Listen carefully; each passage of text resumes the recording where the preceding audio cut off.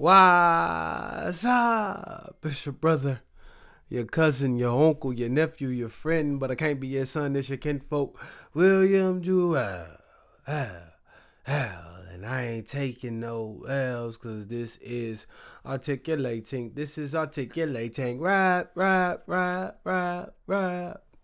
How y'all doing today? Just getting off that Valentine's Day, just getting off that love day. Love your neighbors, love your significant other, love yourself, right? And we headed into Sunday, right? We headed into the weekend. This is Sunday, actually. So Monday's tomorrow. So mentally, we just getting ready. Mentally, we preparing. Thank God it's Monday. Thank God we got another week that we can grind, that we can hustle, that we can really focus on our dreams and getting what we need out of life. And we got to prioritize our family. We got to prioritize the business. We got to prioritize ourselves and all the chaos because we know it's not easy. We know there's better for us out there. We know in order to get ahead, we got to do the things that others don't want to do. We know to get ahead, we got to keep our eyes on the prize. So, man, this articulating rap, we just like to talk about music, right? We really like to articulate it and break it down. I like to break down the verses. I like to break down certain scenarios, certain situations. And I just like to break down the game, right? The industry, right? The knowledge, the wisdom, whatever you need to be explained. I like to explain it in my own type of way, my own type of flavor, and my own type of opinion. And I know you might not agree, and I don't want you to, right? And that's okay, right? Because we can agree to disagree. But one thing I don't want you to disagree with is that incline press, right? That incline press. A positive outlook towards the pains of discipline. Will Henry. I wrote it. Shout out to Trey Wilder for the artwork. I did the audio book, so listen on Audible. Listen on Apple Books. Just listen wherever you get your audio books and show your boy some love. Show your boy some support because not only am I articulating this rap, but I'm actually becoming an author. I'm actually writing down my thoughts, writing down my feelings, writing down my experiences, and showing y'all how to elevate. Trying to teach y'all, trying to educate y'all, or just trying to give y'all some type of information to motivate y'all on elevating on that incline. So make sure y'all check that out. Make sure y'all do what y'all can with that because I promise that can take you to a new height. That can take you to a new level, right? If you want to go there. If you want to get on that rocket ship, I'll show you how to get there. But let's articulate this rap. It's not much, right? Not many albums really dropped. Yeet dropped, but I decided to skip it, right? I decided to skip it because I knew I wasn't going to be able to dissect it and I wasn't going to be able to articulate it how it should be, right? I wasn't going to do it justice. Right, because Yeet is not really for me. I even heard the Wayne feature. I like the Wayne feature, but Yeet is just, I just haven't really grown to listen to him yet. He hasn't really grown on me, if that makes sense. But one of those singles that was out, it was Gunna, Bittersweet. So we know Gunna is back in the fold. He's not going to take this year off. He's going to continue to carry on that momentum, right? Bittersweet. It's so bittersweet that he's free and Young Thug still locked up in jail. It's so bittersweet that he's on a tear. He's one of the hottest artists in the rap game and he still has to deal with the snitch, with the rat claim. It's so bittersweet and he raps about it. He hums about it. This is more a melodic type of song, but I really like what Gunna did with this song. And you won't find any real bass. You won't find any real percussion. You'll hear them strings from the guitar. You'll hear that, but you won't really hear no percussion, right? He really wants to dig into his introspective bag. He really wants to, talk about his feelings, talk about his emotions. And one thing that was interesting was he said he was built like a Pittsburgh Steelers player.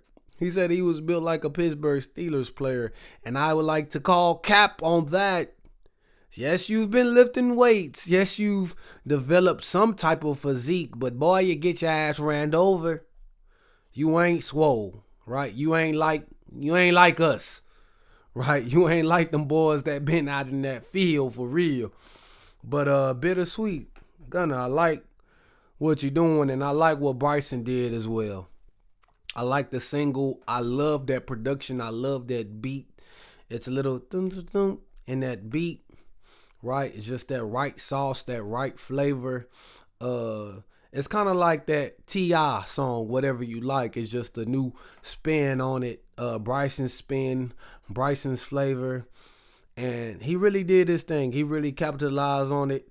Not too singy, a little bit rappy, but you know he balanced it out. So he really gave you his flavor. He really gave you what he does best, and I think you'll like it. So Bryson and Gunna, those were the new singles that I was listening to. Of course, that Wayne with Yeet.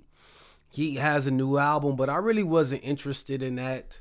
I was really interested in what Schoolboy Q, right? I was really interested in what TDE is bringing to the table. I'm interested in what they bringing to the table now, right? Because they've lost their prized possession. They lost their cash cow. They lost the hen that laid the golden egg. They lost the guy with the Midas touch. They lost Kendrick Lamar, right? And I feel like Schoolboy Q is the guy, whether he wants to be the guy or whether they want him to be the guy. But we know Schoolboy Q, as far as rapper, as far as a leader, right? We know he's the guy for TDE that's supposed to usher them into another era of prominence, right? We know Schoolboy Q, he hasn't released much. It's been a 5-year hiatus, maybe longer than that. Blank Face was a long time ago. We know Schoolboy Q is the guy that all eyes are on, and he has to succeed with this album. It's no way that he can fail. There's no way that he's been been away that long in this game and he can drop a dud and he can bomb. No, he got to drop straight bombs. He got to drop straight fire. And so far, so good. Right? So far, I like that Yearn 101. Right? I like the energy, that SoCal energy. I like Blue Slides. Right? It sounds like an intro. Right? He says sometimes being a deadbeat is the only way the kids to eat. Sometimes you got to be on that grind. You going to hustle. You got to take away all the distractions. You got to take away all the noise. Even when the kids are calling. Even when the kids want to spend the time with the daddy. Sometimes you got to be absent in order to bring home that bacon. Sometimes you're not going to be able to be reached easily when you're on that grind. When you're in that studio. When you're on that video. When you're just putting in the work, right? When you're just putting in the work that you got to put into to be successful, you're not going to be able to take the calls. You're not going to be able to spend the time. You're not going to be able to go to all the events. So sometimes you have to be a deadbeat for the kids to eat. He said that on Blue Slides, and I really liked that. So I wanted to articulate that. Another song is Back in Love, right? So you got Blue Slides, you got Back in Love. And those songs are only on YouTube. Those songs have visuals, right? Those are on YouTube. Yearn 101 is the only song right now that we know for sure is going to be on the Blue Lips album, right? And Blue Lips is supposed to be delivered on March the 1st. And I feel like there's a lot of pressure, right? There's a lot of pressure because Kenny's gone. There's a lot of pressure because SZA, SOS, she's hot right now. Because of what Herbert did, Absol, because of what Isaiah Rashad did, the house is burning. On top of the bisexual activity that was going on outside of rap, Right, Schoolboy Q, the pressure is on. This is not a golf commercial. This is not no buddy buddy with Tiger Woods type of vibe. This is the rap. This is SoCal, bro. You're going to have to deliver. The pressure's on. TDE is counting on you to hold the centerpiece.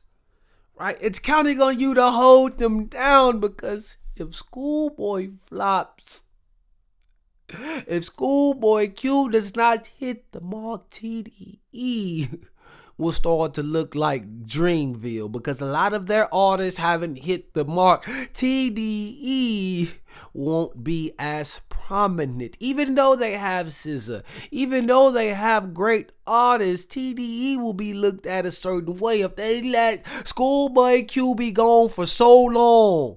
Stack up as much music, learn and experience, be in the world so he can rap about those things. If they let Schoolboy Q be gone this long and he flops, you will not hear the end of this from me, because I'm a TDE cheerleader, right? God damn it, I said it.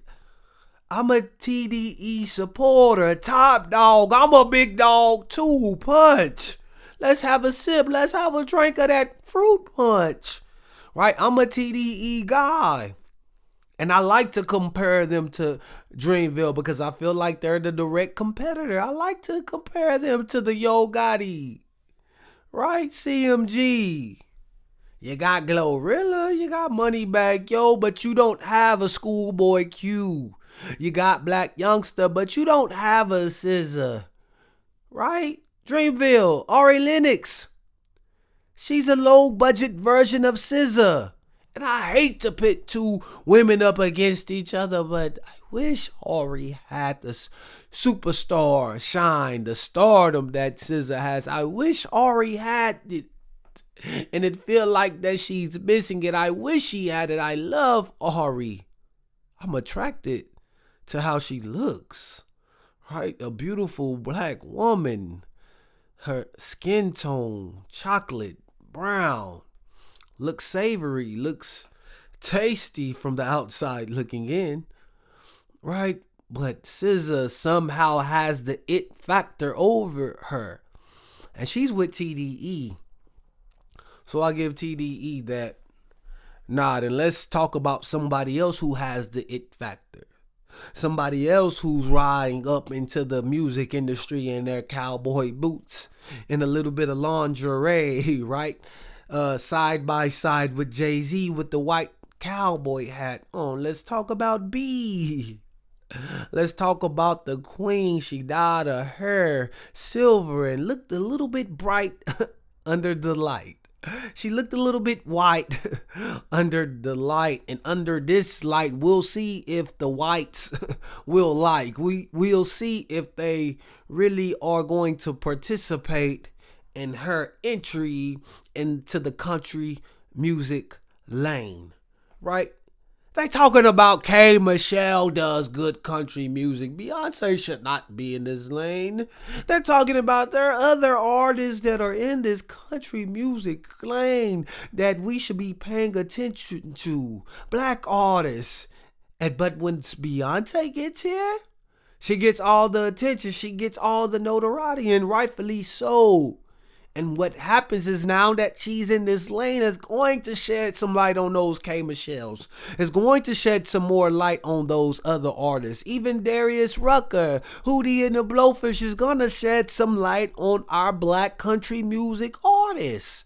The same way Lil Nas X did with Old Town Road. But this is much bigger. This is a motion picture. That was just a small film. That was just a low grade video, right? This is going to be on the big screen what Beyonce is going to do, and 16 carriages are riding away.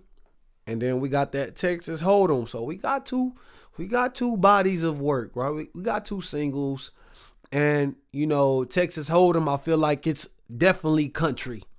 Right, that 16 carriages, it does have that R&B tone in it, but we know it's country. It has that story. So while y'all trying to nitpick, while y'all trying to say this run was not country, this run was not southern, like it doesn't matter.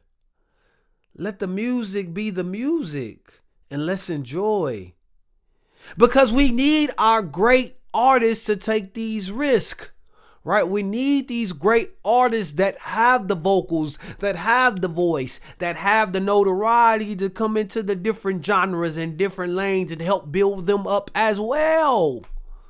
Because if Beyonce is in the country music lane, right, country music becomes more popular. If Beyonce is that in that R&B lane, then R&B goes up a notch. If Beyonce is in the pop lane, if she's in the blues, if she's in the reggae, the neo soul, if she's in those other lanes, they turn up a notch too.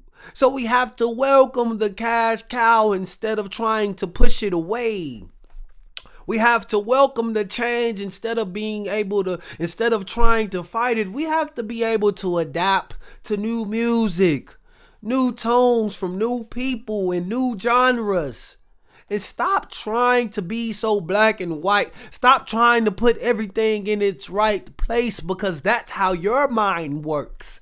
Sometimes you got to think outside the box. And I believe that's what Beyonce is doing. I believe that's what Jay-Z is doing.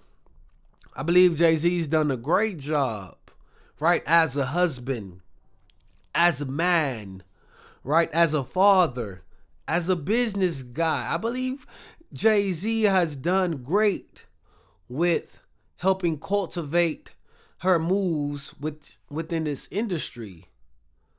You know, I don't think Beyonce makes her moves without discussing it with Jay-Z. I believe they make these moves together. I believe they make these moves as a unit. What's better than one billionaire's two? Jay-Z said it. And when you put the brains of two geniuses together, guess what's that going to create? The ultimate chemistry, the ultimate product. And I believe they have been able to do it. A lot of people credit Beyonce for Jay-Z's current relevance, right? They say Jay-Z wouldn't be relevant without Beyonce, but I believe the things that Beyonce is doing is a direct reflection of her husband, is a direct reflection of his stewardship, is a direct reflection of his leadership with his family, with his business, in rock nation. I believe she's able to make these moves with such confidence because she knows she has that strong support system behind her. Not just Tina Knowles. We're talking about Sean Carter, a man that should be recognized as well. Y'all give Beyonce all the credit for his relevance, but we should give him some credit as well. And I believe this country music idea is not just an idea Beyonce concocted by herself alone. I believe Jay-Z, Sean Carter, was also in that room. And either he said yes, or he said yes, and he added something to it, right? And I believe he added something to it. And I believe they both added, they both stacked, they both built together. And what's about to come is something that's it should be an appreciation to both of them, right, for what they're doing in the music industry. I know he complained about the Grammy. I know he spoke up on his wife's behalf. I know Jay-Z made a public outcry for Beyonce. But he's a man. He's a husband. And he loves his wife. When they go to sleep at night and she's saying, Jay, what I gotta do? I feel like I'm doing everything. I feel like everyone loves the music. I feel like I'm putting my heart and soul into this music. Jay, what do I gotta do for them to recognize me? He says, B, don't worry, baby. Jay-Z got it. It's Hovey, baby. So I believe he was able to come to that defense because he heard her cries for so long. And so I believe he deserves that notoriety and recognition. So shout out to Jay-Z. Shout out to Beyonce. And Vory. Vory, he's out of Dreamchasers, right? Vory, I love Vory's music. He reminds me of Don Tolliver with, weekend vibes. Vory is a great artist. Not someone we should push under the rug. Not someone that we should minimize what he's done in this rap game.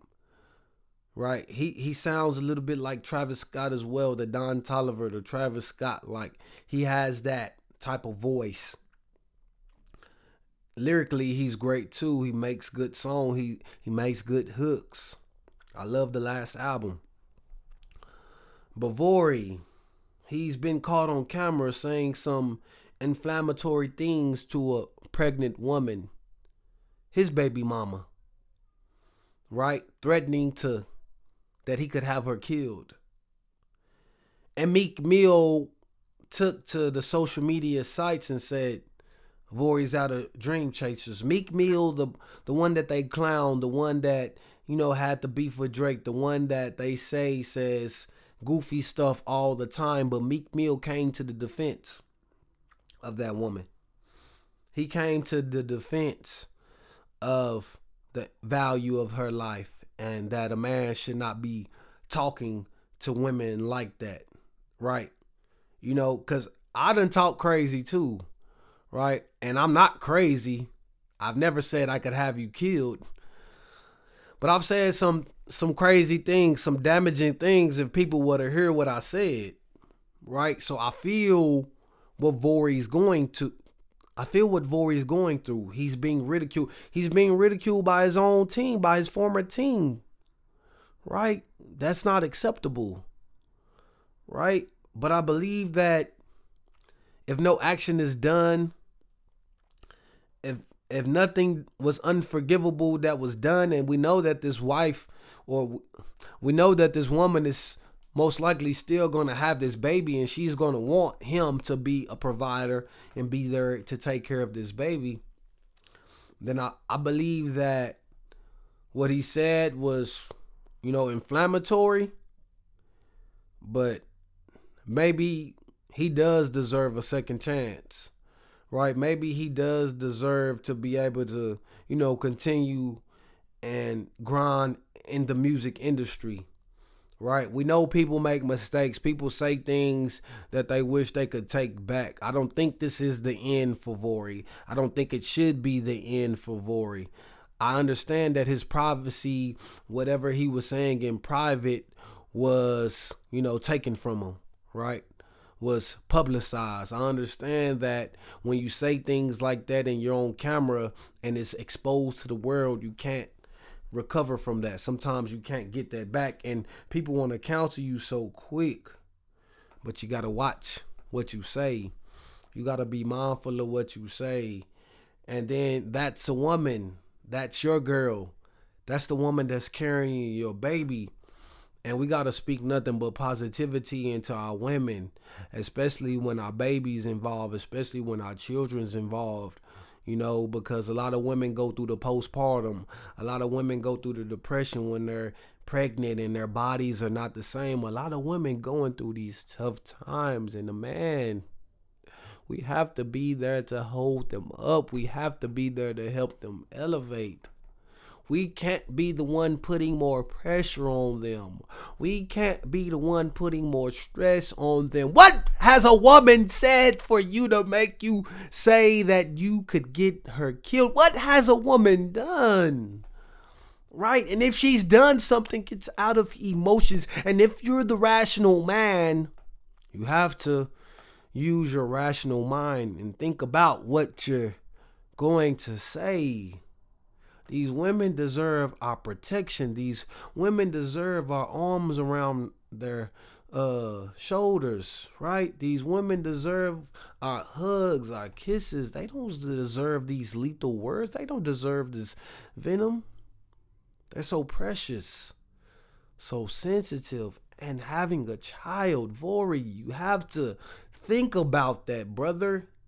So I applaud Meek for severing ties with Vory, but at the same time, I feel like this could have been a private conversation and maybe something could have been reconciled. Because when we think about Dream Chasers, we think about Meek, but who are the other guys, right? And Vory was climbing up that ladder just like Lil Snoop was. Vory was on his way to success, right? But I don't feel like Vory is big enough to get the blackball treatment. I don't feel like Vory is big enough to get the Chris Brown treatment. He didn't even reach that height.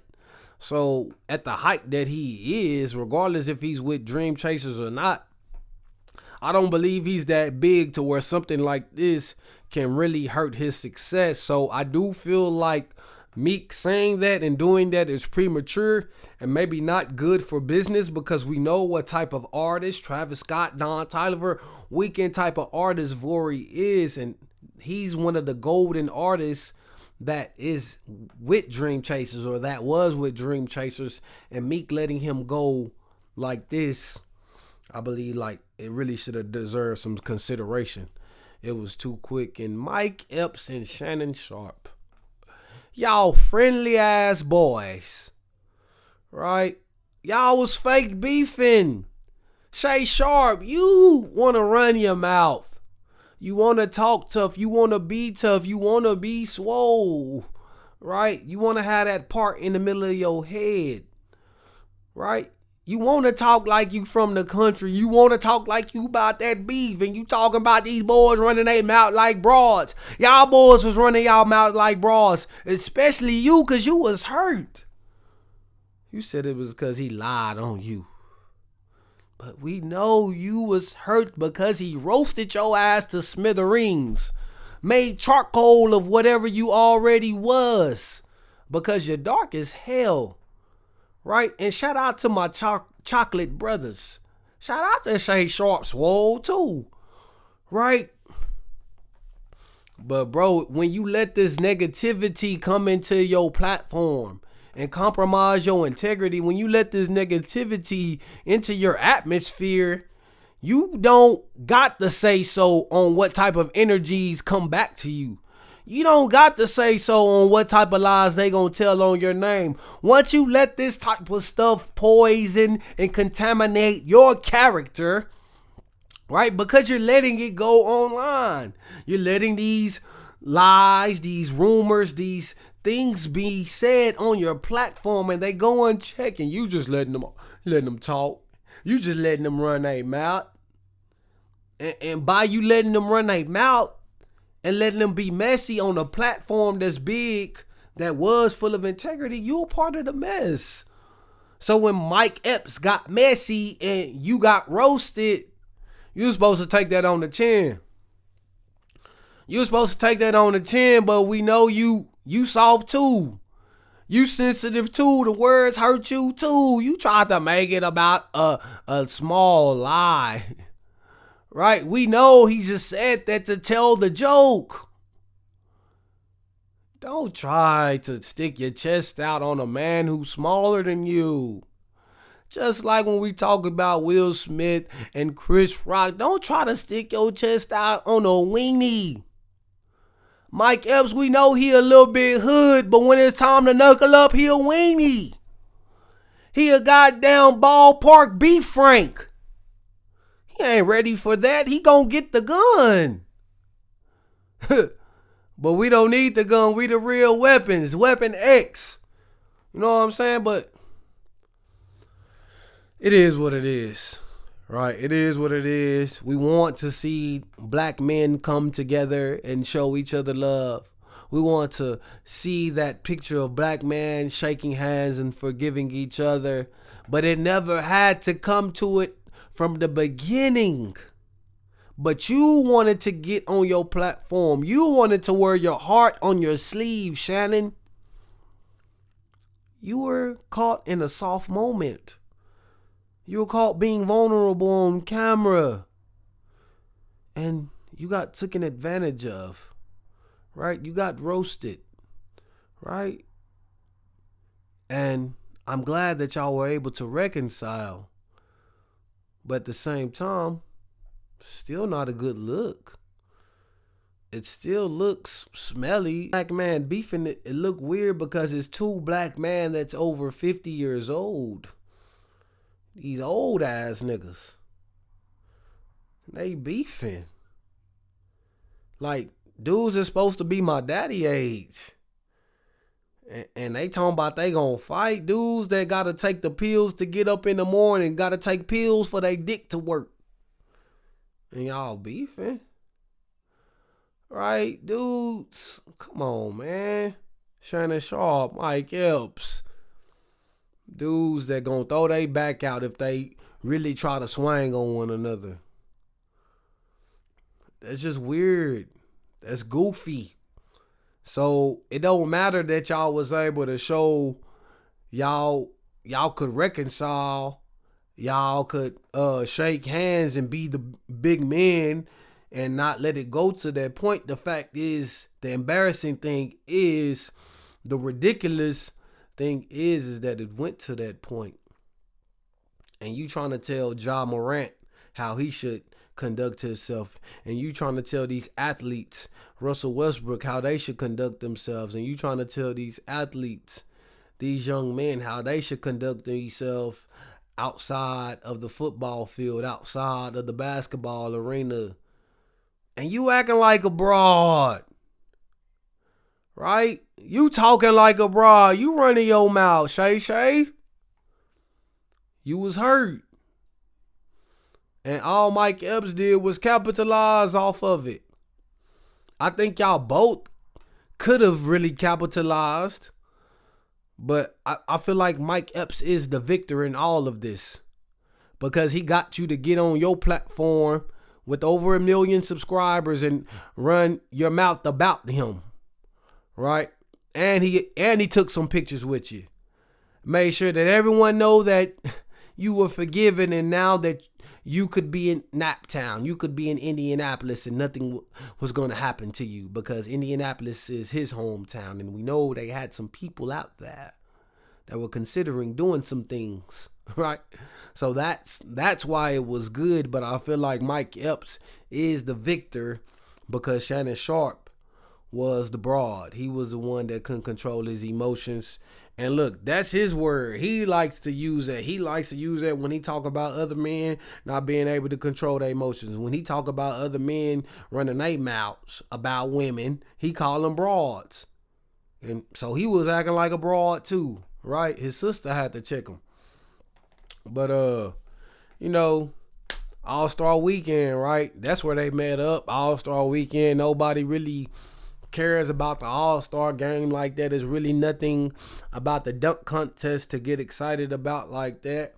They had Steph and Sabrina, WNBA, NBA do a versus on the 3-point contest. Steph won that.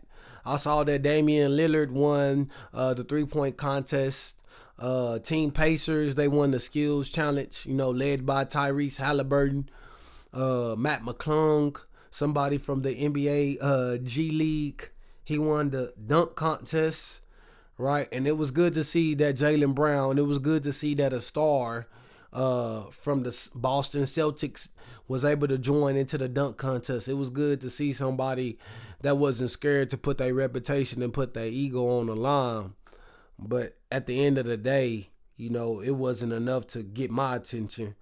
It wasn't enough to really, for me to, look at and be entertained. I think it's something to look at on TV if you ain't got nothing else to do. I think it's cool to see your stars play the All-Star game. We know ain't no defense going to be played. We know it's just going to be some guys showing out, making shots, doing some trick dunks when nobody's, playing defense. We know what this All-Star game going to look like. It's not going to be competitive. It might be in the 200s. We know what this All-Star game going to look like. Right, it's gonna look like how the NFL Pro Bowl looked. Right, it's gonna look like poo cheese. It's gonna look like mid-grade trash. Right, it's gonna look like stale pizza. Right, it's going to look nasty. Right, it's gonna look disgusting because it's gonna be no pride taken. It's gonna be no urgency taken in playing the game the way it should be played. And I don't blame the players. They out there getting a check. They out there looking good. They out there thinking about what they gonna do that night. You know what I'm saying? Before they got to get back to their own respective teams and own respective cities and get back on their NBA grind. Honestly, I don't think the NBA's been interesting this year at all, if we really want to be honest, right? I don't think it's been interesting at all. So, now that football season's over, NBA is really all we're going to talk about, so we're going to see. But it hasn't really been that interesting to me. You got LeBron James, you got Anthony Davis, you got my Lakers, right? You got the Golden State Warriors. You got the Denver Nuggets, the champions of last year. So, you got some teams, Celtics, the Milwaukee Bucks with Doc Rivers. They're not doing so well. You got some things going on, some headlines, some stories that should be talked about. But, it is what it is, right? It's nothing that interesting, to tell the truth. And I saw Micah, he won that MVP for the Celebrity All-Star. He was making some dunks. They say he shook Stephen A. Smith out his draw, sent him to the hospital, hurt an ankle or two. So, Michael Parsons, I see you doing your thing, bro. Somewhat like Myles Garrett usually does on that court. When I see the videos of him, like dunking and doing some athletic stuff. So, Micah, shout out to you, bro. Shout out to the athleticism, we see the NFL players do. And then Chris Brown, I saw that he got invited to the game. He got invited to compete in that same celebrity basketball game. But then, they rescinded his invite. But then they went back to him and said they would like for him to be on the sideline. And he was like, hell no, I ain't going to be on the sideline if I ain't going to be able to be on the court playing in the game. And that's what the American Music Awards did to him last year. He was supposed to do a tribute to Michael Jackson. And when it got close, they mentioned the sponsors. And he said Ruffles was the reason. Ruffles was the sponsor that didn't want him to participate in that All-Star game. So when they got close to the performance on that American Music Awards for his tribute for Michael Jackson, they pulled out because the sponsors didn't want to see it. And that's the badge, right? That's what we talking about with Vory. That's that shit on your jacket you got to wear for a long time, right? Because people know about your past. People know about what you did. People know you put hands on a beloved pop star. People know how you did Rihanna. Whether she fought you too or not, but we know who's going to be the one to receive the criticism, going to receive the vitriol, and ultimately going to receive the blame and the backlash in the end. And we know what it did to Chris Brown's career, right? We know he's making pop star music, and that's why I don't like his music, but it's still being held down to the R&B standard when really it should be known worldwide, and he's not getting that look because of what he's done in the past. So it's just another thing that's going on that relates to the music, and I don't like it for CB. I believe he's an incredible artist, great dancer. I love his confidence. I love his ego too, right? I don't like how he be looking them pictures bugged out, real skinny. I don't like how he looks sometimes, but, ultimately, I'm a fan of Chris Brown, right? I'm a fan of just his art, right? Just his ability, just his talent alone. I might not agree with everything he's done, which I don't. I might not agree with everything he does or what he's doing or did, right? But I can agree that when he sings, it sounds good.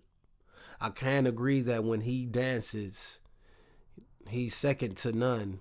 You have to go back to MJ. You have to go back to James Brown when we talking about dancers, and we can compare them to Chris Brown, right?